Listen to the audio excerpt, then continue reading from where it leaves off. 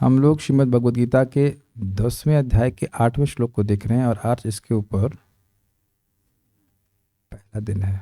बहुत महत्वपूर्ण श्लोक है और ये 8, 9, 10 और 11 ये 4 श्लोक जो है ये चतुश्लोकी भगवद गीता कहा जाता है। भगवद गीता का सार कह लीजिए, एसेंस। जैसे कि आपने श्रीमद् भागवतम को भी सुना है 4 श्लोकों में बनता। पता नहीं 4 का फिगर भगवान को अच्छा लगता है क्या?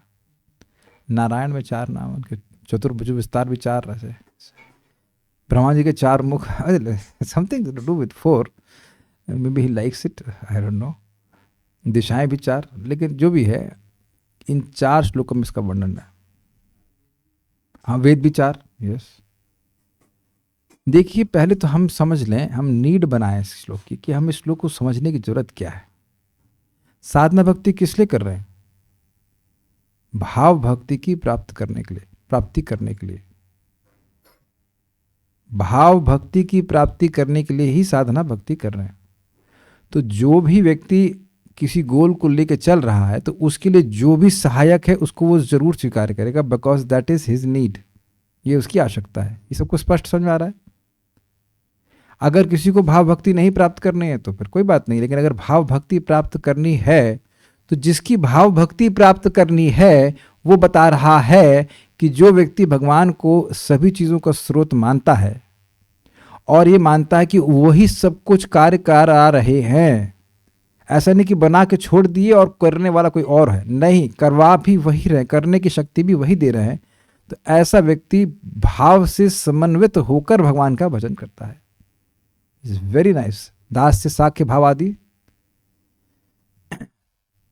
तो कभी कभी आपको कोई व्यक्ति कह सकता है, और ये आपके भक्ति के जीवन में कभी ना कभी कोई ना कोई जरूर कहेगा कि भगवद गीता तो शिशु शास्त्र है, बच्चों का शास्त्र है। और उनको बोलना, अच्छा बच्चों को भाव भक्ति मिल जाती है क्या? अनलेस यू आर 4 कुमार और समथिंग 5 साल के बच्चे। तो this is very confidential knowledge, most confidential knowledge. बहुत ही गुह्य ज्ञान भगवान यहाँ बता रहे हैं और ज्ञान बड़ा स्पष्ट है। भगवान की विभूतियों का वर्णन जो करेंगे और भगवान के समस्त कल्याण गुणों से जो उनका नित्य संबंध अर्थात योग है। एताम विभूतिम योगम च ममयो वेति तत्पतः सविकल्पेन योगेना युजते नात्र संशयः। भगवान की विभूति और ऐश्वर्य के ज्ञान के द्वारा जो व्यक्ति युक्त हो जाता है, उसको तत्व में जानता है, दृढ़ विश्वास के संग जानता है, तो वह व्यक्ति अनन्य भक्ति के द्वारा भगवान का भजन करता है। इसमें कोई संशय नहीं है। उसी बात को यहाँ भगवान अब और स्पष्टतः बता रहे हैं। 4 श्लोकों में बता रहे हैं कैसे भगवान का ये ज्ञान कि भगवान ही सब कुछ हैं, भगवान से सब कुछ आया है, उनकी विभूति, उनके ऐश्वर्य के बारे में जब व्यक्ति जान लेता है मतलब श्रवण करके, प्रामाणिक आचार्यों से श्रवण करके स्वीकार कर लेता है, और यही ज्ञान की पद्धति भी होती है, तो वह व्यक्ति भाव से समन्वित होकर के भगवान की भक्ति करता है। तो इसका मतलब बड़ा स्पष्ट है कि ये भगवद गीता का ज्ञान शुष्क ज्ञान नहीं है जिसमें भगवान की भक्ति हो ही नहीं। भगवान की भाव भक्ति प्राप्त कराने वाला शास्त्र ये भगवद गीता है। इसीलिए तो बोला गया कि अन्य शास्त्र विस्तरे, और अन्य शास्त्र का विस्तार करने की क्या जरूरत है, यही पर्याप्त है भाव भक्ति प्राप्त कराने के लिए। सो लेट्स स्टैंड दिस श्लोक। मेरे पीछे कौन बोल रहा? आप बोले, ठीक है। अहम सर्वस्य प्रभवो मत्तः सर्वं प्रवर्तते। अहम सर्वस्य प्रभवो मत्ता सर्वं प्रवर्तते। इति मत्वा भजन्ते मां बुधा भाव समन्विताः। इति मत्वा भजन्ते मां बुधा भाव समन्विताः। अहम सर्वस्य प्रभवो मत्तः सर्वं प्रवर्तते। अहम सर्वस्य प्रभवो मत्ता सर्वं प्रवर्तते। इति मत्वा भजन्ते मां बुधा भाव समन्विताः। मत्वा भजन्ते मां बुधा भाव समन्विताः। अहम सर्वस्य प्रभवो मत्तः सर्वं प्रवर्तते।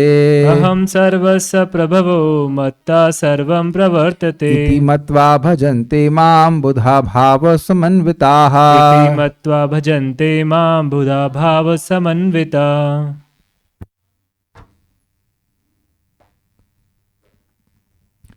मैं समस्त आध्यात्मिक तथा भौतिक जगतों का कारण हूँ।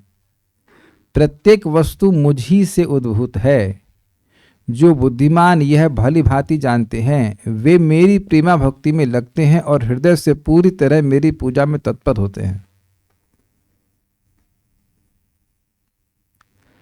अहम, मैं मतलब निराकार ब्रह्म नहीं। ये बड़ा स्पष्ट है। प्रभुपाद चतुश्लोकी भागवत में बताए थे ना, अहम एवा, तो वहां बता रहे हैं कि भगवान ऐसे छाती पे हाथ रख, मैं ठीक है, मैं बोल रहा है। इसलिए मैं का और कोई अर्थ नहीं ना चाहिए कि जो तुम्हारे अंदर मैं है वो मैं हूँ, ऐसा ऐसा कुछ भी नहीं है। मैं मतलब भगवान श्री कृष्ण जो दिख रहा है ना आपको सामने। अर्जुन को बोला देख रहा हूँ ना मैं, हाँ। सर्वस्य, सभी की, प्रभव यानी उत्पत्ति का कारण हूँ। प्रभव, भव मतलब होना, प्रकट रूप से भव। अब एक प्रभुपाद ने अनुवाद यहाँ पे रखा है कि आध्यात्मिक और भौतिक जगत दोनों का प्रभाव हूँ। तो प्रश्न आ जाएगा कि भाई भौतिक जगत के भगवान उत्स हैं, कारण हैं, ये तो समझ में आता है कि सृष्टि होती है, लेकिन आध्यात्मिक जगत की सृष्टि तो होती नहीं है। जी हाँ, नहीं होती है, लेकिन वो उस फिर भी भगवान पर आश्रित है। शुद्ध सत्व का प्राकट्य है आध्यात्मिक जगत, लेकिन है भगवान पर ही आश्रित। ओके। गोलोक किसका धाम है? नाम मत लेना भगवान का, अब बताइए। आप समझ गए ना? गोलोक की सत्ता कृष्ण पर आश्रित है। गोलोक किसका धाम है? भगवान कृष्ण का धाम है। वैकुंठ किसका धाम है? भगवान विष्णु का धाम है। विष्णु को गायब करेंगे तो फिर वैकुंठ क्या रह गया? इसीलिए तो श्रीमन चैतन्य महाप्रभु से कौन बोलता है, भूल रहा हूं मैं, जहां तुम्ही से ही तो वृंदावन, जहां पे आप हैं वहीं वृंदावन है। कौन बोल रहा है मैं भूल गया अभी, लेकिन हाँ हाँ हाँ, यस। जब महाप्रभु सन्यास लेते हैं तो सन्यास लेने के बाद वो वृंदावन जाना चाहते हैं, तो नित्यानंद और बिल्कुल भाव में होते हैं। तो अब नित्यानंद प्रभु कहते हैं लड़कों से कि अगर ये पूछते हैं कि वृंदावन कहाँ है तो उन्हें शांतिपुर का रास्ता बता देना। तो वह कह रहे वृंदावन कहाँ होगा? इधर इधर, ऐसे घुमा घुमा करके उनको शांतिपुर का रास्ता बता दिया। अब वह गंगा जी के तट पे है, इतने में उधर से अद्वैताचार्य जी आते हैं। तो वहां महाप्रभु कहते हैं, गंगा जी को देख रहे, कहते ये तो यमुना आ गया, वृंदावन आ गया, वृंदावन आ गया। तो उसके बाद अद्वैताचार्य जी जब आते हैं और उनको नए वस्त्र देते हैं चैतन्य महाप्रभु को, तो कहते हैं अद्वैत तुमको कैसे मालूम चला कि मैं वृंदावन में हूँ? तुम भी यहाँ पे आ गए। तो कहते हैं जहाँ आप हैं वैसे ही तो वही तो वृंदावन है। तो फिर उनको बाह्य अनुसंधान होता है और कहते हैं कि अरे और नित्यानंद तुमने मुझे धोखा किया। तो अद्वैताचार्य जी कहते हैं धोखा नहीं किया, देखिए प्रयाग में गंगा और यमुना मिल जाती हैं, तो जिस तरफ आप स्नान किए वो यमुना जी की धारा है, जिस तरफ से मैं आ रहा हूँ गंगा जी की धारा है। यद्यपि वहाँ गंगा जी बोलते हैं, लेकिन गंगा जी और यमुना जी मिल करके चल रही है ना वहाँ पे, तो इसलिए आप यमुना जी में स्नान इसलिए वृंदावन में ही है। तो मैं खाली ये बोल रहा हूँ कि ये समझना होगा कि आध्यात्मिक जगत यद्यपि उसकी सृष्टि नहीं होती है, फिर भी वह भगवान पर आश्रित है। यही परम सत्य का अर्थ है। यह आपको बहुत सिंपल लग रहा होगा, लेकिन वेदांत सूत्र में इसी बात की व्याख्या करी है। जन्मादि अस्य यतः, किससे इस जगत का जन्म हुआ है? तो वह है भगवान श्री कृष्ण। वह निर्विशेष ब्रह्म नहीं है। अब एक इसका और सुंदर से बताया गया है, इस जगत में जो कुछ का प्रभाव हो रहा है वो कैसे हो रहा है? भगवान से ब्रह्मा जी, ब्रह्मा जी से मरीचि आदि, और मरीचि से आगे ये शाम लोक इमाह प्रजा। तो भगवान ने इन सब की सृष्टि करी और उसके बाद इनसे आगे सृष्टि बढ़ गई। तो ये भी अर्थ आप समझ सकते हैं। भगवान इस जगत में सभी के कारण कैसे हैं? जो इस जगत के कारण है उनकी सृष्टि करके वह कारण बन गए। अब स्वाभाविक सी बात है, अगर आपसे पूछा आपके पिताजी का नाम क्या है? कृष्णा। अब सभी के उस पे कृष्णा कृष्णा कृष्णा, तो लोग कंफ्यूज होंगे, एक ही आदमी के इतने बच्चे कैसे हो सकते हैं? सबकी शक्लें तो अलग अलग लग रही हैं। तो पॉइंट क्या है कि यहां आप बोलेंगे मेरे पिताजी का नाम ये है, उनके पिताजी का नाम वह है, लेकिन अगर बैक जाते चले जाएंगे तो ब्रह्मा जी तक पहुंचेंगे, तो ब्रह्मा जी की सृष्टि करने वाले भगवान है। तो भगवान ने इस जगत की सृष्टि कैसे करी? एक कारणों का सीक्वेंस बना के कारण कार्य का संबंध जनरेट कर दिया। मैं समझा पा रहा हूं क्या? ब्रह्मा जी को बनाए भगवान, ब्रह्मा जी कारण हो गए। अब ब्रह्मा जी आगे जितने मरीचि आदि जो ऋषि हैं उनके कारण बन गए, फिर वह अन्यों के कारण बन गए। ऐसे करके भगवान ने कारण कार्य की सृष्टि श्रृंखला शुरू कर दी। इस प्रकार से इस भौतिक जगत के वह कारण है। लेकिन आध्यात्मिक जगत में बात लागू नहीं होगी, वहाँ तो भगवान पे सीधे सब कुछ आश्रित है। यह भी, यहाँ पे भी सब लोग भगवान पे आश्रित हैं, लेकिन एक बात यहाँ पे बोली जा रही है कि कैसे प्रभाव हुए इसको समझाया जा रहा है। जिन विभूतियों का भगवान ने वर्णन किया, देवताओं का, महर्षियों का, उनकी सृष्टि भगवान ने कर दी, वह भी ब्रह्मा जी के द्वारा करवाई, उनको सृष्टि की शक्ति प्रदान करके, और उसके बाद शिष्य प्रशिष्य या पुत्र पौत्र आदि के रूप में उनने विस्तार किया। तो इस तरह से भगवान ने जगत की सृष्टि करी, इस तरह भगवान ने सबका प्रभाव कराया। ये अर्थ सब ग्रहण कर पा रहे हैं? अच्छा, दूसरा, मत्तः सर्वम प्रवर्तते, मुझसे सभी कार्य में प्रवृत्त होते हैं। इसका क्या मतलब है? आप इस क्लास में तो हैं ही, क्लास के बाहर जाकर इसको देखने का प्रयास करना, बड़ा इंटरेस्टिंग है। Gita in action. आप ऐसे इधर उधर अपना आंखें घुमाएंगे तो देखेंगे सब लोग अलग अलग कार्य कर रहे हैं। कोई झाड़ू मार रहा है, कोई दुकान पे चाय बेच रहा है, इज इट नॉट? कोई पॉकेट मारने के बारे में सोच रहा है, कोई चना बेच रहा है, कोई, इज इट नॉट? केवल रोड पे चलेंगे तो ये श्लोक आपको दिख जाएगा। This is how powerful it is. कोई गाली गलौज कर रहा है, कोई मीठा बोल रहा है, सबकी अलग अलग प्रवृत्ति है। प्रवृत्ति का इंग्लिश में अर्थ होगा इंगेजमेंट्स। कुत्ता भौंक रहा है, बंदर कूद रहा है, केवल मनुष्यों की बात नहीं कर रहे हैं। मच्छर क्या करता है? भिन्न बनाता है। हाँ, ओके, भिन्न बनाता है। मक्खी कुछ और कर रही है। This is, don't just leave this shloka here. इस श्लोक को मैं पढ़ाने में बहुत मजा आ रहा था, क्योंकि आप देखिए, और ये बहुत इंटरेस्टिंग है। आप लोग के घर में भी सभी लोग भक्त नहीं हैं। कुछ लोग भक्ति कर रहे हैं, कुछ लोग नहीं कर रहे हैं, है कि नहीं? सब लोग को एक ही चीज खाने में पसंद नहीं आती, कुछ लोग एकदम, सबकी अलग अलग प्रवृत्ति, अर्थात सबके कर्मानुसार परमात्मा के रूप में भगवान सबको प्रवृत्त कर रहे हैं। क्या ये भगवान का सामर्थ्य नहीं सूचित कर रहा? दो सामर्थ्य, भगवान सभी के स्रोत हैं, ये बहुत बड़ा सामर्थ्य सूचित कर रहा है। सभी के स्रोत हैं तो इससे यह भी समझ लेना चाहिए कि सभी कुछ उन्हीं में लीन भी होता है। तो पिछले श्लोकों से आप समझ सकते हैं, 9वें अध्याय में इस बात को बताया गया था, मुझसे सब कुछ आया है और मुझ में ही मैं उसे मेंटेन कर रहा हूँ और मुझ में ही सब लीन हो जाता है। परम पूज्य राधा गोविंद महाराज साहब को समझाते हैं कि मान, वो भुवनेश्वर में क्लास दे रहे हैं, तो कह रहे हैं मान लीजिए भुवनेश्वर में जितना कचरा इकट्ठा है, तो क्या कोई मंत्री बोल सकता है कि ठीक है बहुत गंदगी हुई, मैं इसे अपने अंदर ले लेता हूं? हम लोग के अंदर तो थोड़ा सा बैक्टीरिया हजम करने की क्षमता भी नहीं है। एक आध दो वायरस आता है तो उसी में हम ढेर हो जाते हैं। भगवान पूरे जगत को खा जाते हैं। 2-4 लीटर किसी को खून दे देंगे तो अब हमारी क्षमता कुछ करने की नहीं रहेगी ना। तो हमारे शरीर से कुछ निकल गया तो अब हम कमजोर महसूस करते हैं, इज इट नॉट? बल्कि शरीर में कुछ डाले नहीं अगर एक दिन, तब भी थकान का महसूस अनुभव करते हैं। और भगवान के विग्रह से इतना सारा चीजें आ रही हैं, ऑल्दो भगवान से डायरेक्टली नहीं आती है, भगवान माया शक्ति को एक्टिवेट करते हैं, माया शक्ति भी तो भगवान से आई है। It's quite interesting. आप वो कहेंगे इस पे इतना क्यों बल दे रहे हैं? देखिए, एक भक्त ने हमको बड़ी अच्छी बात बताई आज, it is too good to be true.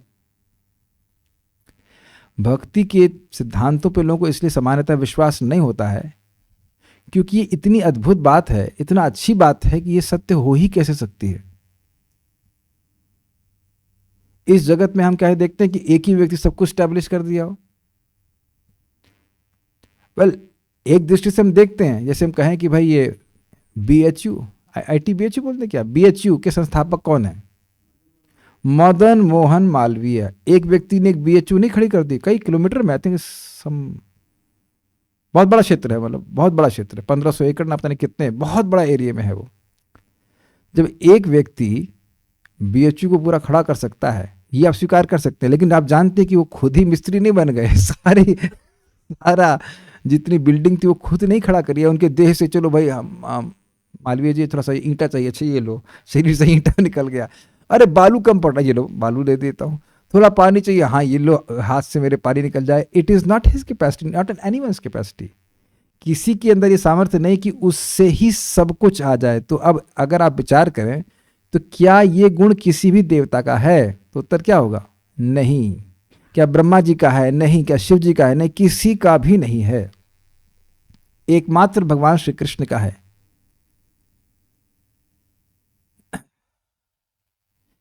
मत्तः सर्वम प्रवर्तते, मुझसे ही सभी की प्रवर्तन होता है। अब मैं इसको थोड़ा सा बताना चाह रहा हूं कि भाई हुआ क्या। भागवत में आप पढ़ेंगे कि सृष्टि सब हो गई, लेकिन चालू नहीं हुआ। वो करंट भी भगवान दिए। जैसे आप देख लीजिए, कैमरा है, लैपटॉप पर सब कुछ है, लेकिन जब करंट उसमें जाता है तब वो क्रियान्वित होते हैं। तो केवल सृष्टि हो जाने से काम नहीं बनता। आप लोग उसको बहुत हल्के में ले रहे हैं भाई साहब, ये बिल्कुल हल्का बात नहीं है। परम सत्य इज अ कॉन्शियस पर्सन। ये है शिला भक्ति सिद्धांत सरस्वती ठाकुर जी का मिशन। Absolute is sentient thou has proved, impersonal calamity thou has removed. भगवान परम सत्य एक कॉन्शियस एक व्यक्ति हैं, यह आपने स्थापित किया है। ये शिला भक्ति सिद्धांत ठाकुर जी का उद्देश्य है। प्रभुपाद जी ने इसको लिखा है कि, और जब ये लिख दिए थे तो प्रभुपाद जी के इसको लेख को शिला भक्ति ठाकुर जी सुने थे, इनकी व्यास पूजा ऑफरिंग थी।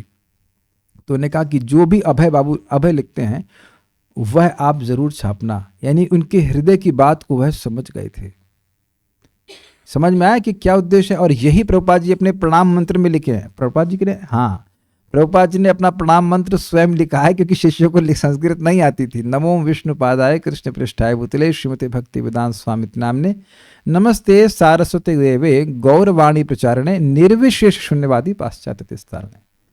तो क्या सिद्धांत है, क्या उद्देश्य एक आचार्य का, कि निर्विशेषवाद का खंडन करना। भगवान एक व्यक्ति हैं। Is it okay?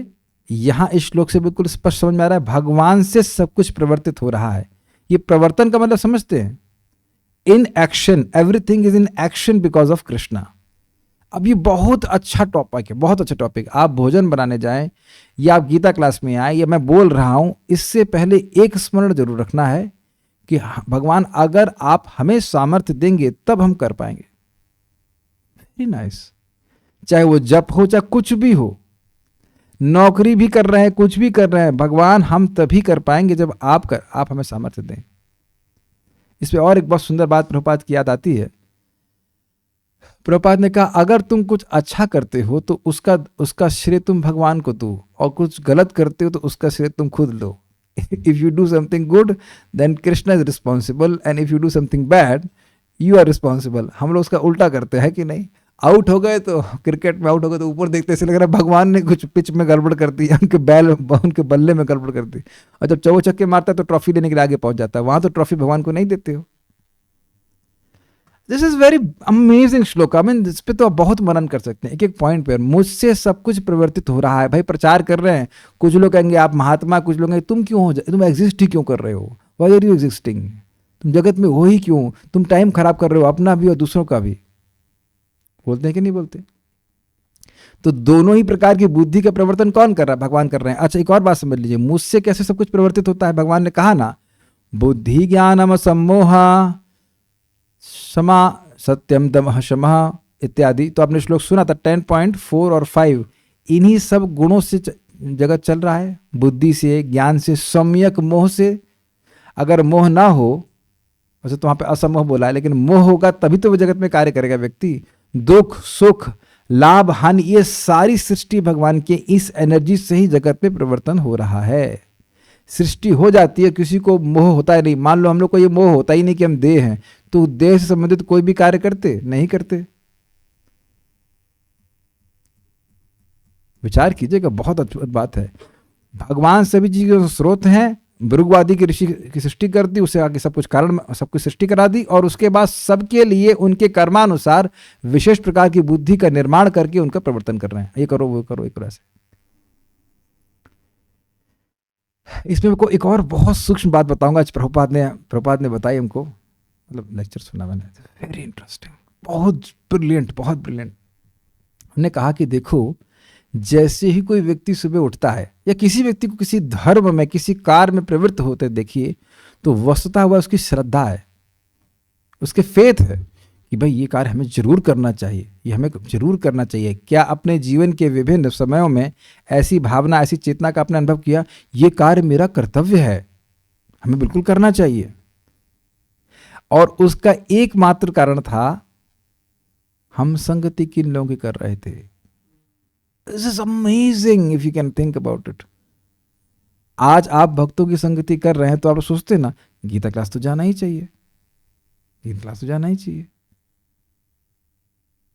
लेकिन वो सारे कार्य जो हमने आज तक किए वह आत्मा के कार्य नहीं थे. This is amazing. This is not amazing. एक व्यक्ति, एक भगवान पूरे जगत को विमोहित करके रखे हैं. कोई जादूगर कितने लोगों को विमोहित करेगा बताओ? अपने असिस्टेंट्स को तो नहीं करता ना. भगवान पूरे ब्रह्मांड को विमोहित किए हुए हैं. तभी तो लोग लगे पड़े हैं भौतिक कार्य में करने में. अहनि अहनि भूतानि गच्छन्ति यमालयम शेषस्थावर इच्छन्ति किमाश्चर्य अतः परम. हर दिन देख रहे हैं कि लोग मर रहे हैं, लेकिन बाकी लोग सोच रहे हैं कि हम नहीं मरेंगे, हम तो यह रहने वाले हैं बहुत समय तक. तो आप समझ रहे हैं ना मैं क्यों बोल रहा हूं? अगर ये विश्वास हो कि हम आज ही मरेंगे तो व्यक्ति थोड़ा अलग तरह से जिएगा कि नहीं? क्या लगता है प्रभु आपको? कुछ चेंज होगा हमारे जीवन में या कुछ नहीं होगा? लेकिन नहीं सोच पाते लोग. ये बनाएंगे वो बनाएंगे, आज बेटे के लिए तो कर दिया है, पोते के लिए भी तो करें, इत्यादि इत्यादि. पता नहीं क्या क्या रहता है. सबकी प्रवृत्ति भगवान कराने वाले हैं. Very interesting. लेकिन उसमें ऑब्वियसली उनका कर्म भी है. ये भी कठिन बात है किसने क्या कर्म किया है. चलिए दुनिया की बात छोड़ दीजिए. आप लोग बता सकते हैं कि आपने पिछले जन्म में क्या कर्म किया? हमें तो अपने भी कर्म याद नहीं है. मान लीजिए मैंने पिछले जन्म में दान दिया तो मुझे तो याद है नहीं, तो मुझे मिलना चाहिए कि नहीं? दान दिया तो दान दिया है तो मिलना चाहिए ना. लेकिन मुझे खुद ही याद नहीं कि कहाँ इन्वेस्ट किया था. यहाँ आप, बड़ा इंटरेस्टिंग बात है, यहाँ आप बैंक में इन्वेस्ट करते हो तो पता रहता है भाई वहाँ उसमें इतना है, इधर काला धन और वाइट धन सब कुछ. लेकिन पिछले जन्म में क्या दान की याद ही नहीं ना, तो उसको निकालेंगे कैसे आप? यहाँ एफडी मैच्योर होती तो बैंक के पास जाएंगे कि हमारा पैसा वापस करो, लेकिन पिछले जन्म में किसी को दिए हैं तो याद नहीं रहता है ना. तो भगवान सब प्रवृत्ति कराते हैं. अच्छा तुमने उससे पैसे लिए थे ना? हाँ लिए थे. अब दो जन्म में तो तुमने दिए थे ना, तो अब वापस लो. This is very very nice.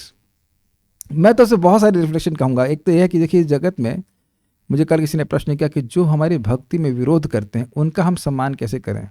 बड़ा इंटरेस्टिंग है. आपको ऐसा सोचना चाहिए भाई ये लोग मेरी माला तो नहीं छीन रहे ना, कम से कम मैं कुछ गलत किया तो उसी का ये लोग पेमेंट करने आ रहे हैं. भगवान इनको ऐसे क्यों परिवर्तित कर रहा है? भगवान परिवर्तित कर रहे हैं ना. मत्तः सर्वम प्रवर्तिते. तो भगवान बड़े कृपालु, इनको वैसे परिवर्तित नहीं कर रहे हैं जैसा उनको किया जाना चाहिए. तब तो मेरे को पिटाई कर रहे होते डंडे से. लेकिन ना, बस यही बोल रहे हैं अरे पगला गया है क्या जब कर रहा है, इतना ही बोल रहे हैं. ठीक है. आप एक एग्जाम्पल नहीं लीजिए, सब जगह देखिएगा. कोई व्यक्ति प्रेम कर रहा है, कोई व्यक्ति आपसे द्वेष कर रहा है, everyone is being engage by lord. अब आप ये बताइए क्या भगवान का सर्वलोक महेश्वरत्व गुण यहां दिख रहा है कि नहीं दिख रहा है? अनादित्व दिख रहा है कि नहीं दिख रहा है? मैं चाहता हूं कि एकदम पकड़ लीजिए श्लोक को. अनादित्व दिखा कि नहीं? अजन्मा. भाई जब भगवान से सब कुछ आ रहा है तो भगवान किसे जन्म लेंगे? और अनादि, भगवान से सब कुछ आ रहा है, भगवान का कोई आदि नहीं है.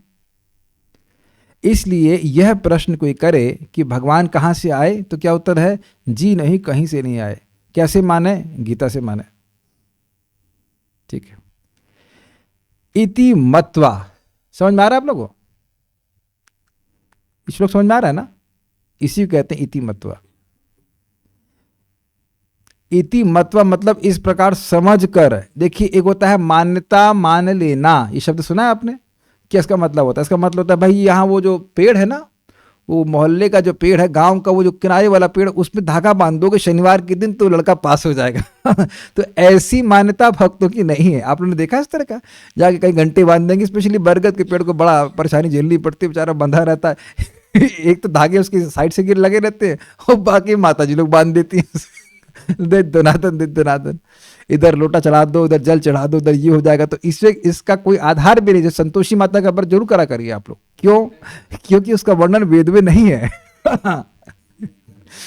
मैं आरती उतारू संतोषी माता का, हम आपकी आरती उतार. वेद में वर्णन नहीं है. दे दनादन. आप लोग में से किसी ने किया संतोषी माता का व्रत? नहीं किया. आपकी माता जी आप भी करती हैं.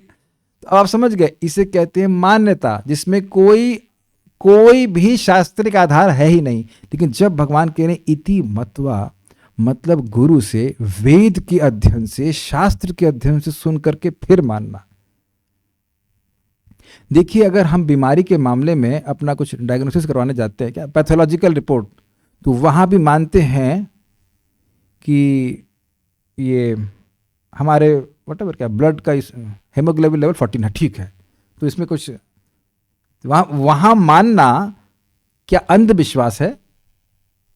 आप मेरी बात समझ पा रहे हैं? रिपोर्ट तो करवाए होंगे ना, सीबीसी क्या होता है, कंप्लीट ब्लड काउंट और वटेवर, तो वो बता देते हैं इतने ये है, इतना वो है। तो आप वहां पे एक प्रामाणिक व्यक्ति की बात मान रहे हो, इसलिए आपकी बात सही है। कोई पूछे कितना है, 14 हमारा लेवल है हीमोग्लोबिन, ऐसे लग रहा है खुद ही नाप के आए हैं, तोले थे क्या? तो वहां तो मानने का मतलब है कि इति मतवा, मतलब आचार्यों की, श्रील प्रभुपाद की, पूर्ववर्ती आचार्य है, वेद के अनुसार बात मानना। नहीं तो जानने का कोई तरीका नहीं, क्योंकि हम सब, भगवान हमसे पहले पैदा हुए हैं। ये बहुत इंटरेस्टिंग बात है, क्योंकि जब मैं इसको पहले पढ़ा करता था इति मतवा, तो मैं सोचता था कि लगता है ये कुछ भावुकता की बात है ना क्या, या मतवा का मतलब कैसे जानेंगे, ये कैसे मानेंगे? तो जैसे हम लोग मान रहे हैं, अभी हम कैसे जान रहे हैं कि भगवान सभी चीज़ों के स्रोत हैं? गीता सुन करके। तो बाकी पूर्ववर्ती लोगों ने कैसे माना है? भगवत गीता सुन करके, भागवतम सुन करके। एवं परंपरा प्राप्तम इदम राजर्षियो विदु, ऐसे करके जो मानता है। तो बुधा, देखिए बुद्धू नहीं लिखा यहाँ, बुधा लिखा है। शब्द बहुत महत्वपूर्ण है। बुधा मतलब पंडित गण, बुद्धिमान। आप कहेंगे तो क्या इसके लिए संस्कृत आना जरूरी है? Well, not exactly. बुद्धा, देखिए, या तो हमारे पास बुद्धि हो या हम बुद्धिमानों से सुने तो बुद्धि आ जाती है, और नहीं तो चाहे कितना भी बुद्धिमान हो, वो भगवान को नहीं समझ सकता। तो आपने अभी पहले इस अध्याय की शुरुआत में सुन लिया, नमे विदुः सुरगणाम महर्षिणाम च सर्वशः अहम आदिर ही देवानाम। लोग इसी प्रकार का था, मतलब समझ गए। आशा ये है कि अपनी बुद्धि से भगवान को नहीं समझ सकते, तो फिर कौन सी बुद्धि की बात कर रहे हैं? जो भगवान से परंपरा आ रही, उस ज्ञान को स्वीकार कर ले। ये बुद्धि समझ ले कि मैं अपनी बुद्धि से भगवान को नहीं समझ सकता, ये समीचीन सम्यक बुद्धि है, तब व्यक्ति समझ पाएगा। पंडितगण भाव समन्वित, भाव से युक्त होकर, माम भजन्ते, मुझे भजते हैं।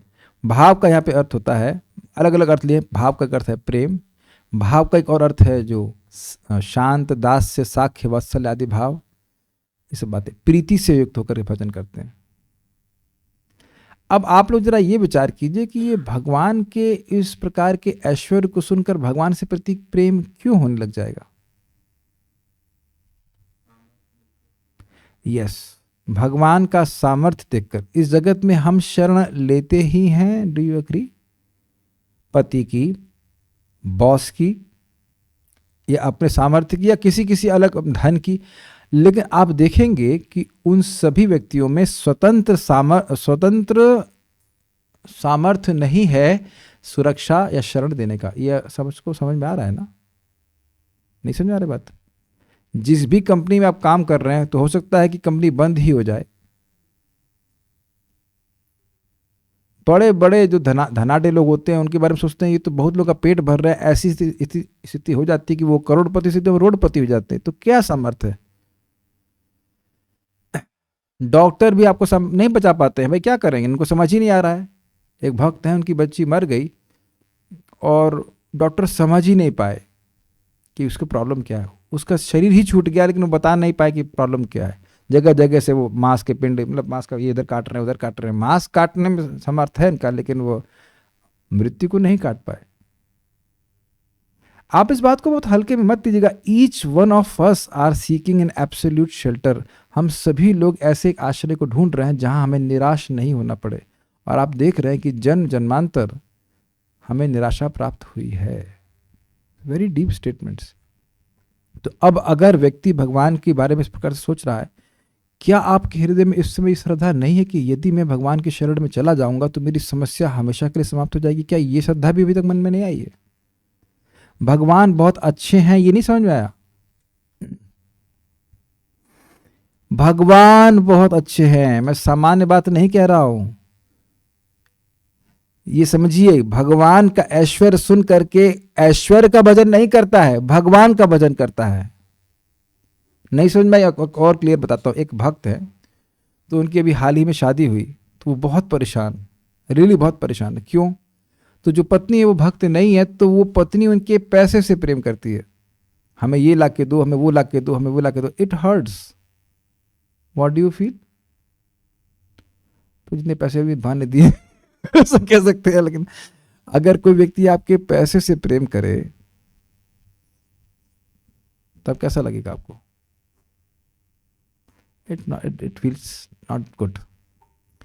तो भगवान ऐसे ऐश्वर्यशाली हैं, इतने सामर्थ्य से युक्त हैं, तो उनकी शक्ति से प्रेम नहीं कर रहे हैं।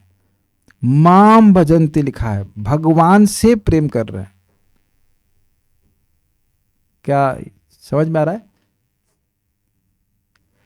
यस, भगवान का धन है, ये है, सब कुछ है, भगवान दयालु हैं, भगवान का सौहार्द है, भगवान बहुत प्रेम करते हैं अपने भक्तों से। तो आपका भी तो प्रेम करने का मन होगा ना भगवान से। आपने सुना ना, सवेद धातु पदवीं परस्य दुरंत वीर्यस्य रथांग पाणे यो माया संततयानुवृत्त्या भजेत तत्पाद सरोज गंधम। भगवान उसी व्यक्ति को अपने आप को प्रकट कराते हैं जो अमाया, नॉन डुप्लीसिटली, नॉन डुप्लीसिटसली बोले क्या, कैसे बोलेंगे इंग्लिश में, बिना माया के, बिना कपट के, संततया यानी निरंतर, और अनुवृत्तिया भगवान को प्रसन्न करने की भावना से उनका भजन करता है। क्या यही प्रीति है या नहीं है? अपनी माँ के हाथ का भोजन तो सबने खाया ही होगा, तो क्या वह सोच रही थी कि ये कढ़ी दे रही हूँ, ये लड़का मुझे 100 रुपए देगा कटोरी के? परम पूज्य वृंदावन चंद्र महाराज बात को समझा रहे थे कि देखिए, आप कपड़े की दुकान में जाते हो तो वो आपसे चाय पूछता है। अब ऐसा नहीं कि वो आपको अपना संबंधी मान रहा है ना? वह आपकी तरफ नहीं, आपकी जेब की तरफ देख रहा है कि उसे कैसे जेब, मतलब उसकी जो है थोड़ा सा जेब, उसका भार बढ़ गया है, जेब थोड़ा कम हल्की करा जाए। अग्रीड। और कुछ लेंगे क्या? आप जरा लोई बाजार जाइए, तो जिन शॉप पे आप बार बार जाते हैं, तो देख के आपको ऐसे प्रसन्न हो जाएगा जैसे लग रहा आप दामाद उसके और कुछ चाहिए क्या? और कुछ लेंगे क्या? फ्री दे रहे हो क्या? और कुछ दे? आप मेरी बात समझ रहे हैं? तो दिखा रहा है, बहुत प्रसन्न है आपको देख करके, वहां को देख कर नहीं प्रसन्न है, वो देख रहा है उसकी दोनों आंखों में कुछ नोट दिखाई पड़ रहे हैं। So this is called duplicity. This is called one mentality. It's okay. That's what they're supposed to be. लेकिन ये है चीटिंग। लेकिन भाव से युक्त होकर के, मतलब जस्ट आउट ऑफ लव, अहेतुकी, basically being bewildered by Krishna. Krishna कितने अद्भुत हैं, कितने मोहक हैं, कितने अच्छे हैं। एक बात बता दीजिए, और मैं आपको भी प्रमाणित करता हूं, क्या आप लोग इस क्लास को केवल पुण्य इकट्ठा करने के लिए आते हैं? May be you like the class, is it not? आपको भगवान की बात सुनना अच्छा लगने लगा है? क्या ये भाव नहीं है? क्या स्वर्ग जाना चाहते हैं? क्या वो निर्विशेष ब्रह्मज्योति में लीन होना चाहते हैं? उसका तो अनुसंधान हो ही नहीं रहा है। अगर आप विचार कीजिए तो यह भी भावना नहीं है कि इस गीता से वैकुंठ जाएंगे। अगर आप विचार कीजिए, हम लोग एक्चुअली केवल गीता सुनने इसलिए आते हैं कि मजा, मतलब अच्छा लगता है सुनने में भगवान की बात, इसी को बढ़ाना है। दिस इज कॉल्ड भाव। When we have taste, we don't think about anything else. We think only about the taste. Is it okay? जैसे रसगुल्ले के खाने का कोई और भी कारण है एक्सेप्ट टेस्टिंग? रसगुल्ला तो समझते होंगे, हाँ, उसमें कितने विटामिन है, प्रोटीन है, क्या हो, कोई ऐश्वर्य नहीं, केवल माधुर्य, केवल माधुर्य, केवल माधुर्य। दैट माधुर्य, मतलब जो उसकी मधुरता है, वह व्यक्ति को इंस्पायर करती है। तो जब भगवान के गुणों को व्यक्ति सुनता है, भगवान इतने बुद्धिमान है। जैसे आप देखिए रहे, एक श्लोक लिख रहे हैं, उस पर लोग कितनी कमेंट्री लिख रहे हैं। श्लोक लिखा 4 लाइन का और उसके बाद 4 पेज की कमेंट्री। भगवान कितने बुद्धिमान है।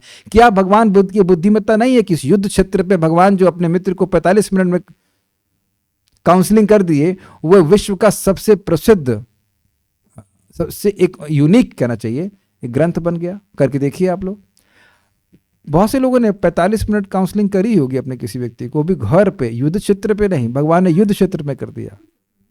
हाँ, ये भी इंटरेस्टिंग है कि हमारी काउंसलिंग को फर्क भी नहीं पड़ा, और इधर तो करिष्य वचनम तवा। This is amazing. अंतर देख लीजिए आप। इज इट आप ही के सामने है ना, मैं देखो श्लोक से सटके चल रहा हूं ना, अभी तो मैंने एक अन्वय पढ़ा है आपको। We need to be bewildered. इस जगत में किसी भी व्यक्ति के प्रति आप आकर्षित हुए तो मुख से वाह कितना सुंदर है, कितना बुद्धिमान है, कितना वैरागी है, इत्यादि इत्यादि इत्यादि इत्यादि।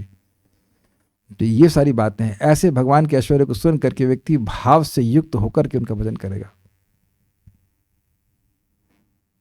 श्रीधरी को डिस्कस करूंगा, फिर मैं चल आगे रुक जाऊंगा। अहम सर्वस्व प्रभवो, मैं श्री कृष्ण तुम्हारा मित्र सभी का प्रभव हूं। मतः सर्वम प्रवर्तते, और मुझसे सब कुछ प्रवर्तित हो रहा है, मतलब चला रहा है, चलाने वाले कृष्ण है। या ऐसे आपने सुना ना, करते हो तुम कन्हैया मेरा नाम हो रहा, it's a fact. Yes, Krishna is the doer, हम लोग तो केवल निमित्त मात्र। ही भगवद गीता में बोल रहे हैं, गीता का ही ये अलग वर्जन है गाना, ठीक है। इति मत्वा भजन्ते माम, ऐसा समझकर जानकर, माम भजन्ते, मेरा भजन करते। कौन भजन करते हैं? बुधा। तो जो बुद्धू लोग हैं वो कहेंगे कि तुम कृष्ण का भजन कर रहे हो, अपना समय खराब कर रहे हो। कैसा भजन करते हैं? भाव समन्विता। अब आप विचार कीजिए, जो लोग देवताओं की पूजा करते हैं उनके लिए भगवान ने क्या कहा? कामस्तैर हित ज्ञान प्रपद्यन्ते अन्य देवता। जो लोग कामनाओं के द्वारा उनकी चेतना अपहरित कर ली गई है वह अन्य देवताओं के पास जाते हैं। लेकिन जो मेरे यहां पे स्पष्ट बोल रहे हैं कि जो भगवान के ऐश्वर्य से का श्रवण करके भगवान के भजन करते हैं, दे आर बेसिकली डिजायरलेस। वो केवल कृष्ण को सुखी करना चाहते हैं। आप ये बता दीजिए कि दो तरह से समझ सकते हैं। कोई व्यक्ति बहुत महान है तो क्या उसकी केवल सेवा करके ही आप गौरव का अनुभव नहीं करते हैं? These are all practical points जो आपने अनुभव किए हैं। मान लीजिए आप लोग के गुरु महाराज आ जाएं घर पे, तो ये तो नहीं सोच रहे गुरु महाराज खिलाएंगे, गुरु महाराज 100 रुपया देंगे दाल का, फुलके का 5-5 रुपया देंगे, ऐसे तो कभी सोचे ही नहीं ना, नहीं सोचे ना। अपना भाग्य मानते हैं ना कि हमको आज गुरु महाराज का सेवा करने का मौका मिला। मान लीजिए संभव हो जाए कि प्रभुपाद आपके पास आ जाए खाने के लिए, प्रभुपाद आ रहे हैं, तो व्यक्ति भाग्य मानेगा ना अपना कि उसमें कोई चीटिंग करेगा प्रभुपाद से कितना पैसा लेना है। I hope this is getting clear. आप भाव वाला पॉइंट समझ रहे हैं? एक मन की वृत्ति है। श्रीपाद रावराचार्य जी बताते हैं कि ये मन की वृत्ति है, प्रीति है, प्रीति पूर्वक भक्ति कर रहा है। Very nice. तो आप ये देख रहे हैं कि भगवत ज्ञान हमारी भक्ति को जागृत और वर्धित करने के लिए आवश्यक है। श्रीधरी, एक मैं एग्जाम्पल आपको देता हूं कि हम लोग शालिग्राम को चंदन अर्पित कर रहे थे, यहीं से लोकल में खरीद लाया था। फिर मैं तनिष्क को पूछा कि क्या ये चंदन को हम ग्रहण भी करते? कहता है चंदन नहीं है, वो अमरूद की लकड़ी है जो चंदन का सेंट मार देंगे। अरे बाप रे, भगवान को अमरूद की लकड़ी कैसे देंगे भाई? बहुत दिक्कत है, कहीं अमरूद का पेड़ ना बनवा दें। Then we make sure that we got some pure sandalwood. Why? क्योंकि हम शास्त्र से सुन रहे हैं कि ये पत्थर नहीं है, ये साक्षात भगवान हैं जिनकी हम सेवा कर रहे हैं। अब कुछ समझ में आया कैसे मन की वृत्ति भाव चेंज हो जाता है? प्रतिमा नहीं तुम्ही साक्षात ब्रजेंद्र नंदन, दैट्स अ होल पॉइंट। हम लोगों को अभी इतना रिवील नहीं हो रहा कि ये मतलब क्या है, ये प्रतिमा नहीं, ऐसा नहीं समझा। लेकिन शास्त्र की बात सुन करके विश्वास करते, इति मत्वा, इस प्रकार मानकर। तो ये सारी बातें हम शास्त्र से सुनते हैं। शास्त्र से सुन करके व्यक्ति की भाव होता है कि नहीं ये तो भगवान है, इनकी हम सेवा करेंगे, इनको प्रणाम करेंगे, इत्यादि इत्यादि। श्रीधरी, जिस प्रकार विभूति और योग इन दोनों के ज्ञान से पूर्ण ज्ञान की प्राप्ति होती है उसे अहम इत्यादि 4 श्लोकों द्वारा दिखाते हैं। मैं यानी भगवान श्री कृष्ण सर्वस्व अर्थात संपूर्ण जगत की भृगु आदि रूप विभूतियों द्वारा, प्रभव अर्थात उत्पत्ति का कारण हूं। ये लाइन समझ में आ गई? भगवान ने भृगु आदि विभूतियों की सृष्टि करी और उन्होंने आगे सृष्टि का प्रवर्तन, आगे और सृष्टि कर दी। तथा मत्तएव अर्थात मुझसे ही, एव शब्द संस्कृत में नहीं है, मत है। मत का मतलब है मुझसे ही, इसलिए संस्कृत में जो टीका थी उसे लिखा गया कि मत से ही, और किसी से नहीं। मत अर्थात मुझसे ही इस समस्त जगत का बुद्धि ज्ञान सम्मूढ़ता इत्यादि सब कुछ प्रवर्तित अर्थात हो रहा है। ये बात समझ में आई? भाई ये सब गुण ना हो, बुद्धि नहीं हो, ज्ञान नहीं हो, तो व्यक्ति कार्य करेगा कैसे? तो जगत की वस्तुओं की सृष्टि करने के बाद उनको क्रियान्वित करने का कार्य भी भगवान से ही हो रहा है। क्लियर? इति अर्थात इस प्रकार मत्वा अर्थात मानकर अर्थात जानकर, शास्त्र से जानकर, केवल लौकिक रूप से नहीं जानकर, बुद्धा अर्थात विवेकी जन। This is very nice. Why nice? जगत में लोगों का विवेक है ही नहीं। जैसे एग्जाम्पल दिएगा तो सब लोग मरने वाले हैं, लेकिन भोग और सुंगरे भी पड़े हुए हैं, है कि नहीं? अगले जन्म में भी कुछ काम आए वो चीज इकट्ठा करने का विवेक है ही नहीं। जैसे मान लीजिए कोई व्यक्ति यहां से अमेरिका जा रहा है और लिए नोट भर रहा है भारत के, और वहां जाता, अरे यहाँ तो डॉलर चलता है, यहां तो नोट काम आएगा ही नहीं, तो समझ गए ना, इसका विवेक है ही नहीं। अगर आप विचार करें तो हम लोग को ये बुद्धा बनने की ही ट्रेनिंग हो रही है। आज बहुत सुंदर बात मेरे मन में आ रही थी कि हम सभी लोगों को परमहंस बनने की ही ट्रेनिंग आ रही है, ट्रेनिंग दी जा रही है। What does that mean? हंस क्या करता है? शीर नीर विवेकी, वो दूध में से दूध को ग्रहण कर लेता है और जल को छोड़ देता है, अर्थात सार वस्तु को ग्रहण करता है। तो इस जगत में सार वस्तु क्या है? बहुत स्पष्ट है, भगवान की भक्ति। और बार बार रिपीट करते हैं ताकि हम अन्य वस्तुओं की तरफ ध्यान न दें। समझ गए ग्रहण करने का मतलब और छोड़ने का मतलब? जैसे पनीर बनाया हो अगर आपने तो समझ में आ जाएगा, भाई आप हंस ना हो तो कम से कम पनीर बनाने वाले, पनीर तो जानते हो बनाना, तो पनीर में आप दूध वाली चीज ले लेते हैं और पानी को फेंक देते हैं। ये तो उदाहरण अच्छा है, पहली बार आ रहा है, लेकिन आप समझ में आ रहा है। पनीर में दूध से बनता है, तो पनीर आपने निकाल लिया, दूध वाला पोर्शन निकाल लिया, पानी फेंक दिया। तो ये परमहंस बनने के लिए बनाया जा रहा है। That Paramahamsa means is exclusively interested in essence. वह केवल सार वस्तु में ही रुचि रखता है। शुरुआत में नहीं समझ में आता है क्योंकि अंदर एक कौवा भी बैठा है जो कि कचरे की तरफ आकर्षित है, लेकिन धीरे धीरे कौवा शांत हो जाता है। बेचारे खाने को नहीं मिलेगा तो मर जाएगा ना, लाइक दैट। अच्छा ये बताइए, हम बोल ही रहे हैं कि आप लोग अपने जीवन में कुछ ट्रांसफॉर्मेशन देख रहे हैं? नहीं देख रहे होते ट्रांसफॉर्मेशन तो ये ट्रांसफॉर्मेशन नहीं किया गीता में क्लास में बैठे हुए हैं on your own. What do you से? और इसमें भी रहस्य ये है कि जितना हृदय शुद्ध होगा उतना ये विवेक और जागृत हो जाएगा। ये तो काम का नहीं है, ऐसे छोड़ो, ये काम का है, ऐसे छोड़। अब सोचिए कि पनीर फाड़ा और लिया पानी रख लिया और पनीर को डाल दिया कचरे में, तब क्या कहेंगे उसको? नहीं तो दिमाग खराब है। तो यही हो रहा है जगत में। लोग क्या कर रहे हैं, बहुत इंटरेस्टिंग एग्जाम्पल आपको दूंगा। चंदन की लकड़ी से खाना बना रहे हैं, या नहीं, चंदन की लकड़ी से चिता जला रहे हैं। ये एग्जाम्पल दिया था। चंदन की लकड़ी चिता में जलाने के लिए नहीं होती है। चंदन की लकड़ी को घिस के भगवान को अर्पित करेंगे तो आप मृत्यु को ही पार हो जाएंगे, लेकिन वहां ना करके व्यक्ति चंदन की लकड़ी को यानी इस मनुष्य देह को केवल चिता में फूके यानी कि अग्नि में फूक दे, तो ये बुद्धिमानी नहीं कहलाएगी। तो बुद्धा व्यक्ति अपने मनुष्य जीवन के महत्व को समझ करके भगवान की भक्ति में लगाता है। और आप प्रैक्टिकल यह भी देख ले कि जैसे ही भक्ति करना शुरू करते हैं साधना में, माया तुरंत बोलना शुरू करती है, देखो तुम टाइम खराब कर रहे हो। वहां जाकर क्या मिलेगा तुमको? वही बात बोलेंगे। मैं भी वही बात बोलती हूँ, मैं भी कोई नई बात नहीं बोलता। आहार निद्रा भय मैथुन के बारे में बताती हूँ, कोई नई बात नहीं बोलूंगी, लेकिन वो भी वही बात बोलेंगे। Krishna supreme personality God. तुमको समझ में आ तो गया है Krishna supreme personality God, now you enjoy. समझ में आ गया ना? तुमको समझ में आ गया कि Krishna supreme personality of God, Krishna ही परम भोगता है, लेकिन अब तुम भोगो। तो क्या समझ में आया? नहीं समझ में आया ना?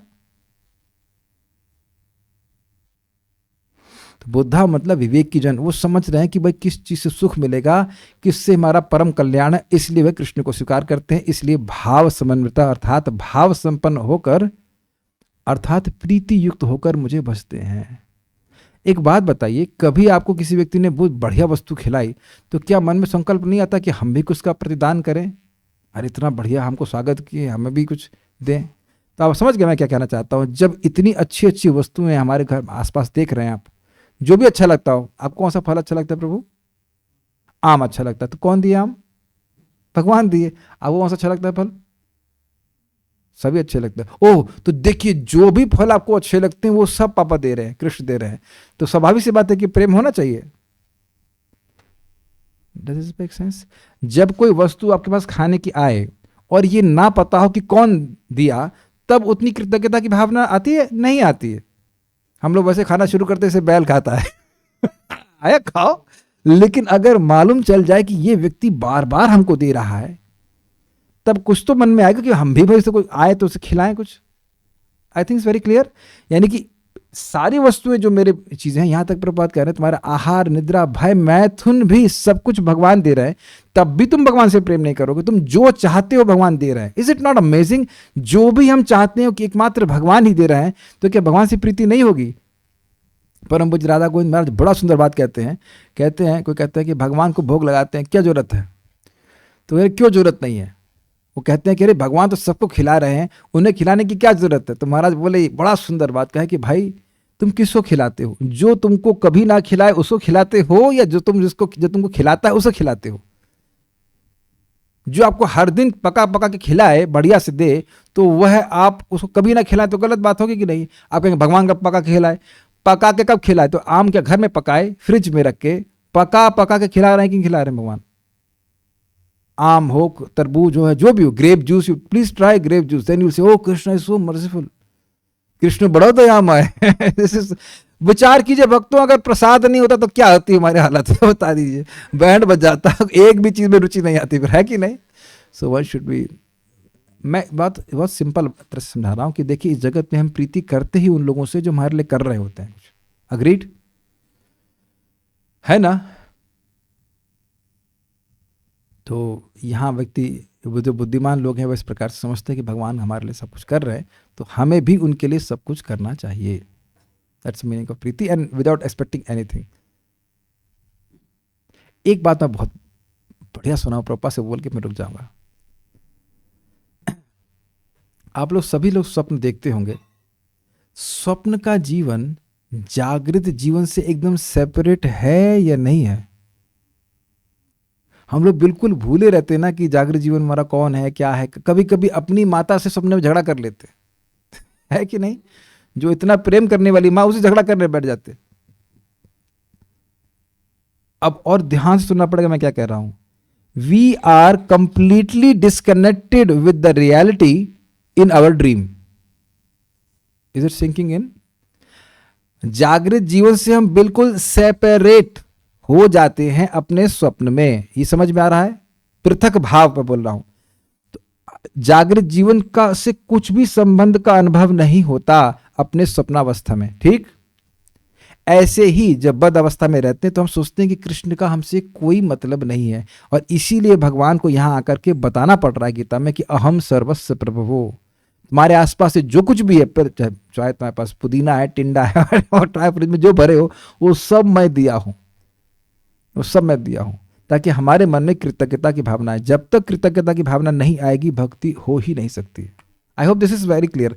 क्योंकि जब तक इस श्लोक को हम अच्छे से रगड़ के मतलब समझ ना ले, माज के समझ ना ले, तब तक समझ में नहीं आएगा कि इस ज्ञान से भगवान के प्रति भाव कैसे उत्पन्न होगा। Gratefulness, yes. एक बात और बोलना चाहता हूं, जैसे जैसे भक्ति कर रहे हैं और भक्ति के फलों को अनुभव कर रहे हैं, तो क्या भगवान के प्रति कृतज्ञता नहीं होती कि भगवान ने हमको मनुष्य दे तो दिया ही, ऐसा भगवान के भक्तों का संगत प्राप्त कराए कि हम भगवान की आज भक्ति कर रहे हैं, तो कहाँ हमें कहीं दौड़ रैट रेस के चूहे बन रहे होते? Is it not? I just take up some questions and then I have to stop. क्या नम्र होने का अर्थ यह भी होता है कि सामने वाला जैसा भी व्यवहार कर रहा हम उसके प्रति उदासीन हो जाएं? Wrong wrong wrong wrong wrong wrong. उदासीन उस व्यक्ति के प्रति होते हैं जो हमारे प्रति द्वेष कर रहा हो। भक्तों के प्रति उदासीन नहीं रहते। जो श्रेष्ठ है उनकी सेवा करते हैं, जो साथ वाले उनसे मित्रता करते हैं, जो आपसे थोड़े कम हैं, ओ ये तो सभी लोग मुझसे कम अगर ऐसा सोच रहे हैं तो, अगर आपसे कुछ कम है तो फिर दया करते हैं, और जो द्वेष करें उनकी उपेक्षा करते हैं।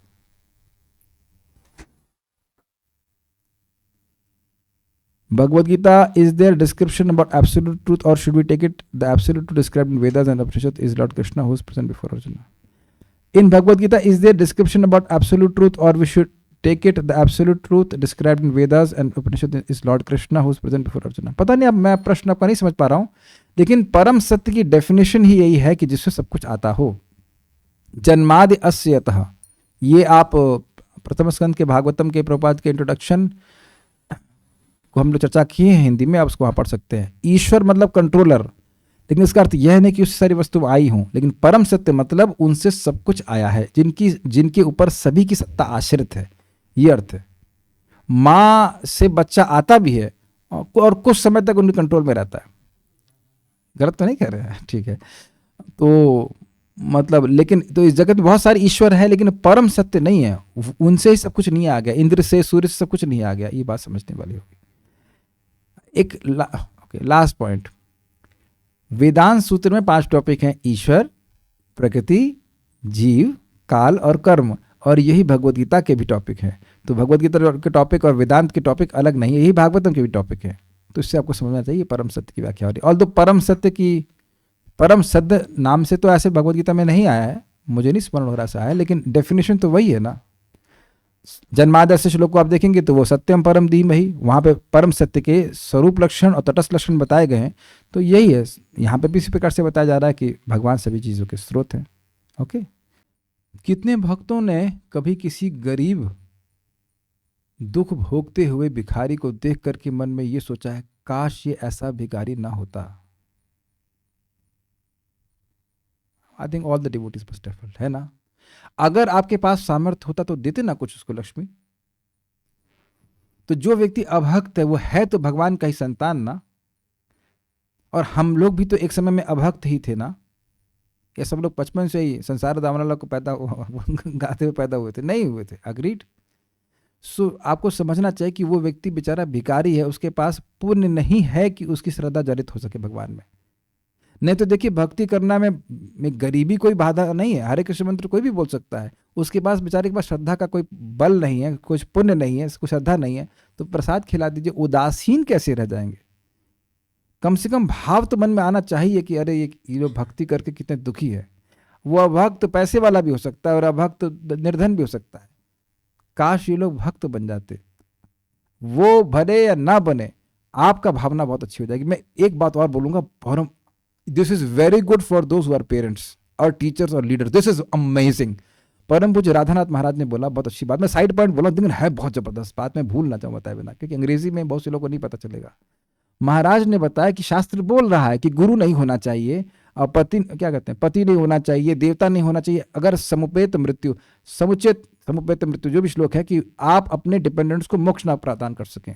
अब बड़ी सुंदर बात महाराज ने कहा देखो हमारा आचरण और प्रचार यानी व्यवहार ऐसा होना चाहिए कि उनको मौका मिले, लेकिन अगर वो 1 नंबर के डीमन भी निकले तब भी आप शुद्ध भक्त कहलाओगे। दिस इज अमेजिंग, है ना। हम सोचेंगे कि हमारे बच्चे हैं या शिष्य हैं, जो कुछ भी है, वह भक्त नहीं बन पाए, या हमारे बड़े लोग भी हैं इनका भगवान की भक्ति देने का प्रयास कर रहे हैं, तो वह भक्त नहीं बन पाए तो हम फेल हो गए। नहीं, तब भी आप शुद्ध भक्त हैं क्योंकि आपकी इंटेंशन शुद्ध थी।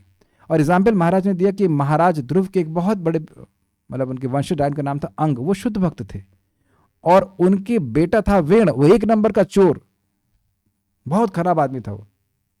फिर भी अंग महाराज को शुद्ध भक्त ही कहा गया।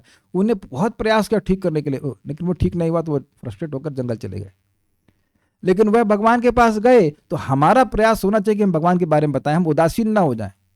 ऑब्वियसली पीछे नहीं लग सकते, कोई नहीं सुनना चाहता कोई बात नहीं, प्रसाद खिला दो उसको। जो लोग भक्ति में एकदम जागरूक हैं उनको आप डायरेक्ट मदद कीजिए, और जो लोग नहीं हैं उनको पैसिवली कुछ प्रसाद वगैरह खिला दीजिए। सुनिए ध्यान से, अगर उसने प्रसाद के टेस्ट को अप्रिशिएट किया है तो उसी दिन से उसकी भक्ति शुरू हो गई है, वो आगे जाके जरूर भक्त बन जाएगा। तो गिव देम प्रसाद। आपने अपना कर्तव्य किया ना, आपने भगवान को भोग अर्पण किया, भगवान का प्रसाद दे दिया। अब वो भक्त बन रहा है नहीं बन रहा है, वो भगवान और उसके बीच में है। उदासीन रहना, इंडिफरेंट रहना, ये अच्छी बात नहीं है। लक्ष्मी देना सही होगा Prabhu ji, in case we don't have prasad. Well, भिखारियों को आप कंबल दे सकते हैं, बिकॉज लक्ष्मी का उपयोग नारायण की सेवा में नहीं करेंगे। वो व्हाटएवर व्हाट मसाला कुछ खा लेंगे, वो चीज़ ठीक नहीं, उनको प्रसाद दे देना ठीक रहता है। अद्भुत बात बता के आप लोग को छोड़ देता हूँ। सवय मनः कृष्ण पादार विंदयो वाचांसी वैकुंठ गुणानुवर्णने। सबसे पहले अम्बरीश महाराज ने अपने मन को भगवान में फिक्स किया और फिर भगवान के गुणों का वर्णन किया। तो बहुत सिंपल है, लेकिन आप इनको अलग अलग मत देखिए। प्रभुपाद जी लेक्चर में कहते हैं कि यदि कोई व्यक्ति भगवान का गुण बोलना चाहता है, उससे पहले उसका मन भगवान में फिक्स हो गया है। This can be a life changing statement for us. अगर आप प्रयास करें, मान लो गीता को कुछ बात किसी को समझाएं या भगवान के बारे में किसी बात को समझाएं, तो आपके मन में क्या आएगा संकल्प, मुझे भगवान के बारे में बोलना है. भगवान आपके मन में पहले आएंगे, वाणी बाद में आएगी. This it thinking is a very deep statement what Prabhupada told. जैसे मैं यहाँ गीता में बोलने के लिए आता हूँ तो अब शुरुआत से ही मन में आ जाते हैं भगवान की, मुझे ये बोलना है, मुझे ये बोलना है, भगवान के बारे में ये कहना है, वो कहना है, इत्यादि इत्यादि इत्यादि. Is it not amazing? जो लोग अभी हमारे ग्रुप में कुछ भक्तों ने गीता की क्लास शुरू की है, बहुत बढ़िया कार्य कर रहे हैं. उस 1 घंटे 1.5 घंटे उससे पहले जो तैयारी कर रहे हैं, भगवान में मन लगा है, तो यही तो करना है. मन मना बहुमत भक्तु मदयाचमान नमस्कार. This is too much good. आप समझ पाए मैंने क्या कहा? आप ना, जो मैंने बोला, वरुण प्रभु आप राजेश प्रभु को समझाना, और राजेश प्रभु आप निशा माता जी को समझाना, और Nisha Mata ji you will be really intelligent अगर आप दोनों बच्चों को समझा लें. हाँ, कोई बात आपकी बात समझ जाए, ये बात कि मुझे भगवान का यश बोलना है, आप देखना ये इच्छा जैसे आ गई, तुरंत आपका मन भगवान में लग जाएगा, तुरंत. नहीं तो कैसे बोलोगे आप, बताओ. ये बात प्लीज आप इसको समझिए, और आप देखिएगा कैसे आप इस जगत में किसी चीज का विस्तार करना चाहते हैं, वर्णन करना चाहते हैं, पहले मन में वो पूरा विषय आ जाता है. Very nice. That means by talking about Krishna your mind has to be on Krishna, और इसीलिए आप प्रसन्नता का अनुभव करेंगे. प्लीज इसको आप लोग थोड़ा समझिएगा और एक्सप्लेन कीजिएगा आप इनको. ठीक है. और फिर बच्चों, अनंत मैं पूछूंगा कि मम्मी ने क्या समझाया आपसे. अगर आप पास हुए तो मम्मी पास हुई. ठीक है. आप इनको, आपको समझ आया मैंने क्या कहा, तो आप माता जी को समझाइएगा. माता जी आपको समझ में आया तो इनको समझाइएगा. और कुछ झगड़ा हो कि नहीं समझ में आ रहा तो फिर मेरे पास आइएगा. आपको समझ में आया लास्ट लाइन, आप माता जी को समझाइएगा. फिर बच्चों को समझाइएगा. क्या नाम है बच्ची का नाम? सीता को समझाइएगा. Yes, this is very important. समझाते चले जाएंगे तो आपको अपनी बात समझ में आ जाएगी, बहुत अच्छे से मन लगेगा. भगवान विल स्टॉप हियर. हरे कृष्णा. प्रभुपाद की जय.